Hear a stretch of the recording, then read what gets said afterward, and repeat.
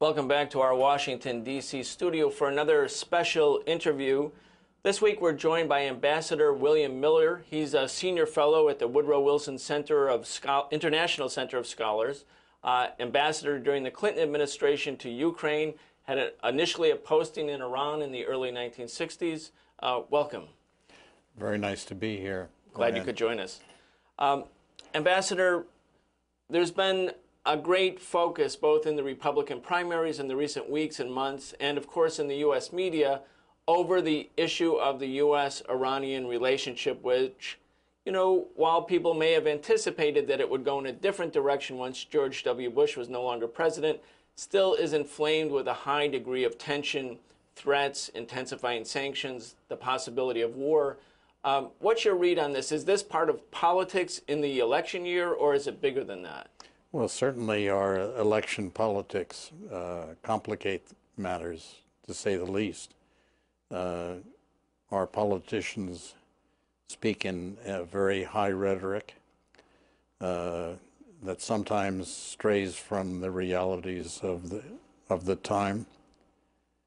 And they're appealing, obviously, to specific audiences rather than dealing with the tough questions that we face. And this is particularly true in the case of Iran. We've had such a troubled relationship with Iran since the hostages were taken 33 years ago. We've not forgotten that, and it's in the forefront of all of our emotions. It's a psychological barrier, and it's a place that we have to consider in everything we do with Iran. On the other hand, Iran is a nation that we've had very close relations with for most of our mutual history. We once thought of Iran as the linchpin of stability in the Middle East, as Henry Kissinger termed it. And I think, once again, in the future, not too distant future, Iran will be a partner with the United States in maintaining stability in the new Middle East that's forming now. The events in Cairo, Tunisia, that are taking place in Syria now, throughout the Middle East, are going to continue, and the three great nations of the region are Iran, Turkey, Egypt. How they work together and how we work with those new nations will determine the nature of stability in the region. So we have an enormous task of understanding the new dimensions of the Middle East. We have the base problem of the Arab-Israeli conflict, which has determined attitudes throughout the world, mostly of a negative nature. That has to be resolved. And the three nations that I mentioned will lead the way to the resolution of settlement between the Palestinians and the Israelis. We have to play a very significant role because we're the world's great power. We've been there recently in the form of two major wars, Afghanistan and Iraq. This is hardly creative work. We have a lot of repairs to undertake. We have a lot of fence mending to do. We have a lot of creative diplomacy to engage in. It's a very tough problem, but we have to face it. And what's very interesting about Iran, and my experience there goes back to 1959, when I first was assigned there as a junior officer in the Foreign Service. I could sense then, as a young man in my 20s, that the regime of the Shah was unpopular, that the best people in the country and most of the country wanted a different form of government. There were opportunities for democratic government under the king. They were missed. And so revolution occurred, and the Shah was thrown out. We have this revolutionary regime that has undergone change in the 33 years of its existence.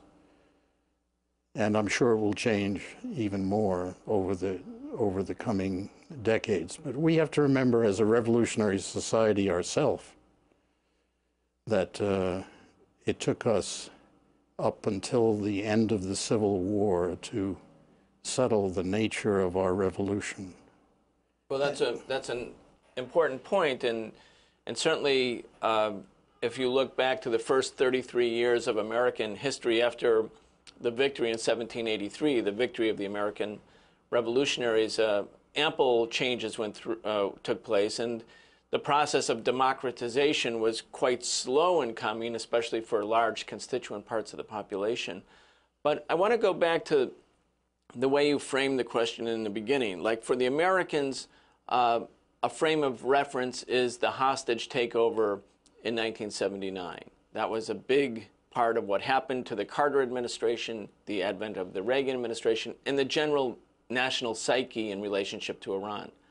Now, for the Iranians, their frame of reference goes back to 1951, 52, 53, to the overthrow of the Mossadegh government by the CIA and British intelligence after a long period of economic sanctions, because Mossadegh, in spite of the fact that he was a democratically elected prime minister, nationalized the oil and was considered an adversary. Now, when President Obama came into office in January 2009, shortly thereafter, on June 4th, 2009, he went to Cairo and he made a speech to the Muslim world, and it was largely viewed as an effort to rehabilitate the U.S. image, especially in the Middle East, after the catastrophe of the Bush years. And he acknowledged for the first time the role of the United States in the overthrow of the government in Iran. Was that simply for cosmetic purposes, or did something else happen that allowed or forced or compelled the Obama administration to shift back into this position of extreme antagonism? The sanctions imposed on Iran are greater today than they were during the Bush era, even though the intelligence assessment is the same. No nuclear weapons, no serious decision for a nuclear weapons program. What happened? I think you've hit on the crux of the problem that we face. I think President Obama clearly, in his inaugural address, in the references to Iran there, and in his Cairo speech, laid out an approach to dealing with this part of the world that was, in my view, extremely enlightened, that it took account of a desire for change, a desire for development, for a better life, and a revulsion at authoritarian regimes, and a desire to help those who celebrate and embrace democratic values. There was great hope throughout the Middle East that Obama's words would be followed by action. It's a very complicated region, and there were all the political dynamics of the region were different than ours. They had a political energy of a different character than our perception. So the problem of old alliances, after all, we had been close to Mubarak, for example. We had been close to the leaders of Israel. We had tangled with the leaders of the Palestinians in their various forms. We had embraced the friendship of the Saudis and those regimes in the Arab world which are authoritarian. We came up against revolutionary ideas, many of which come from us. I remember very well in 1979 that the students who were involved in that, some of them were at Berkeley, and they learned some of their revolutionary tactics in California. And they studied democratic life and thinking by living in the United States. Iran was the #1 nation that sent students to the United States. From 1950 until the revolution, 50,000 students came each year from Iran to universities in the United States. Many of those graduates are in the government of Iran now. Certainly. And it shapes some of their thinking. We have to understand that. We don't understand it because we don't have any contact with our compatriots, with people who are in many ways from the same traditions, certainly intellectual traditions, as ourselves. That's what has been missing drastically in the 33 years of estrangement, is that we've had no people on the ground who know Iran, we've had no one to reach out to their leadership. We've had no engagement. I would say that we've made a mistake in the last several years. We have said that we're on a two-track mission, sanctions and diplomacy. We've had sanctions, but no diplomacy.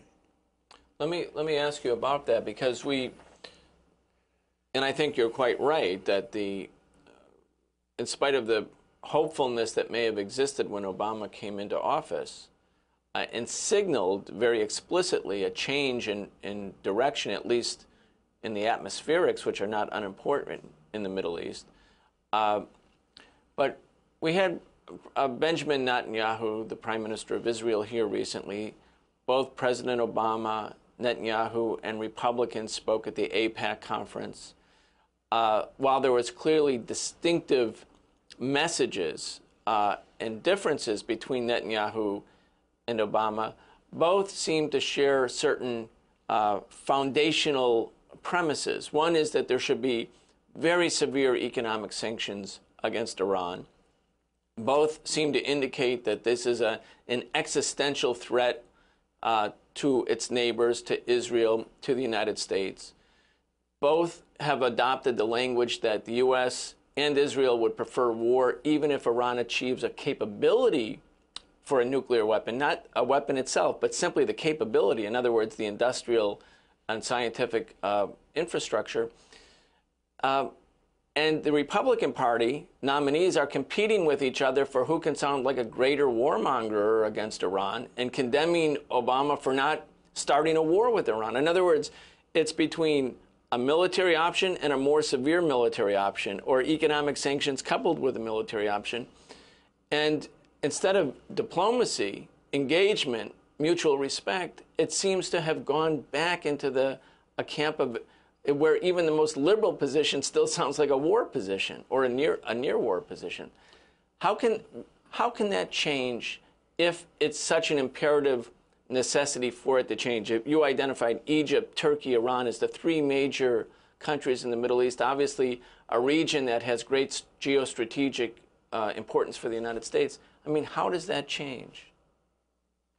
By working the problem in a systematic, straightforward way, by talking. That's a place to begin. We have forgotten how to talk to each other. And this is a egregious mistake. I've been engaged in what's called Track 2 diplomacy, which means that I can go to Iran, I can meet with Iranians, I talk to them, listen to their point of view, and communicate this to our government when I come back from trips to conferences in Iran or in Europe or elsewhere. I convey points of view that we have, our official points of view about Iran to them. But it would be far better if our diplomats talked directly to each other. You're going as a private citizen, even though you've had a lifetime of government service. Right. You're going as a private person. Right, and I have friends who are in the government now, who are in senior positions in the State Department, Defense Department, and in Congress, and so on. And I have friends in Iran who I've known since 1950s, and they're good friends. And we share many of the same values. We grew up together, so to speak, in a very troubled world. We were educated together in the same institutions in America, in England, and elsewhere. So I think that's the place to begin, is with direct contact between our diplomats. It's unconscionable, in my view, to prohibit our diplomats from engaging with their counterparts. It's difficult even in New York at the UN, or in Geneva at the UN, or in Vienna at the UN, where talk is the currency of getting things done. So I think that's the place to begin. The key issue is whether Iran is intending to go down the weapons track, nuclear weapons. And the Iranian government position, their declaratory position in the world, is that they have no nuclear weapons, they will not produce any, they will not disseminate any, and have no intention of getting into the world of nuclear weapons. That's their declaratory policy. It's their official line. It's reinforced by religious dicta, the fatwas, of both Ayatollah Khomeini and Khamenei, the present leader, supreme leader. They speak for their nation's religious view. And they are of the view that weapons of mass destruction are forbidden by Islam. That's their position. We don't believe it. The West doesn't believe it. It has great skepticism about its truth. Test the proposition. That's the operative issue. I would approach it, if I were practicing as a diplomat now, to say, prove it. Prove it. I'd like to believe you. I just came back from a trip to Geneva and to Vienna. I went to the IAEA and met with the inspectors. And they're an impressive lot. They do a very good job under great difficulty. The relationship with the Iranians is a difficult one, because you're dealing with a nation of great pride and belief in its correctness and its rights under the NPT. And the separation between what might be moved in the direction of weapons and peaceful uses is a technical problem that the IAEA is equipped to answer, and they're answering it. Iran is the most inspected place in the world, and up to now, they have found no evidence of nuclear weapons. Certainly, there are suggestions that there are military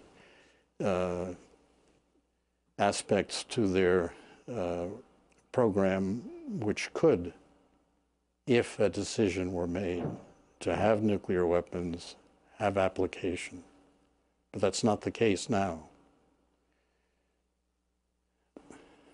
If Iran doesn't have nuclear weapons, they have a full right under the NPT to peaceful uses. So what is their program? I asked, what is the program?